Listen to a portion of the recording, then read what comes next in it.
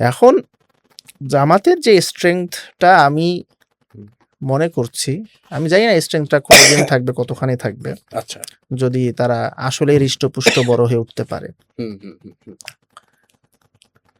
সেটা হচ্ছে আপনি জামাতের বিবিধ সমালোচনা করেও জামাতের যে ইকোসিস্টেম আছে সেই ইকোসিস্টেমের ওকে, অ্যাক্সেস পাবেন। সেখানে আপনি কিছু রোল প্লে করতে পারবেন।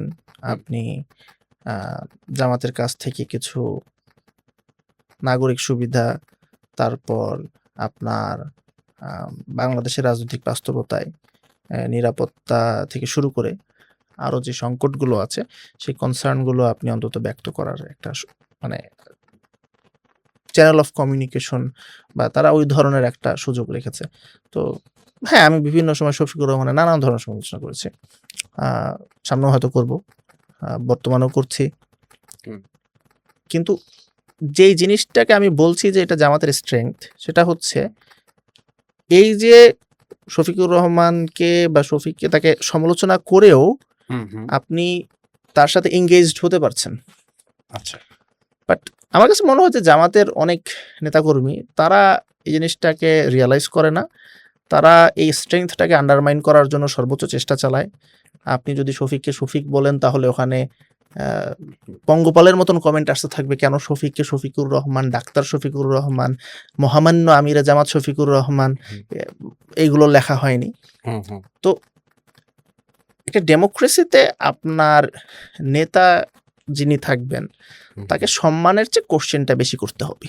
ওকে, মানুষ খুব খুশি হয় যখন আমেরিকাতে বা ইংল্যান্ডে বা অস্ট্রেলিয়াতে একজন নেতা ধরেন ওই যে মেট্রো রেলে বা সাবওয়েতে চলে যাচ্ছে, হ্যাঁ, কিন্তু বাংলাদেশে সে সেটা দেখতে চায় না।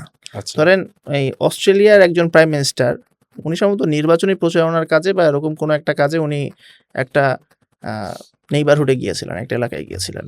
সেই এলাকায় উনি যখন কথা বলছিলেন ওই রাস্তার পাশে একটা লনের উপর দাঁড়িয়ে কথা বলছিলেন।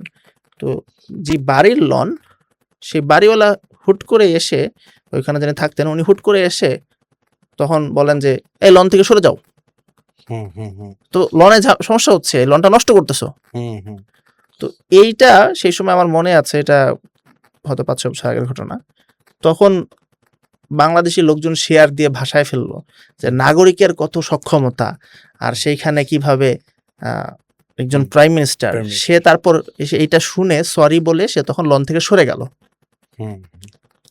কিন্তু আপনি এই কাজটা যদি বাংলাদেশে মানুষজন তারা বলছে, তারা এক্সপেক্ট করছে ওটা, কিন্তু তারপর আপনি নিজের দেশে ধরেন একজনের সাথে করেন, আপনার দল যেই দলই করেন না কেন সেই দলের নেতার সাথে আপনি এরকম করেন, বলা হয় এটা বেয়াদবি, আপনি রেসপেক্ট শো করলেন না কেন?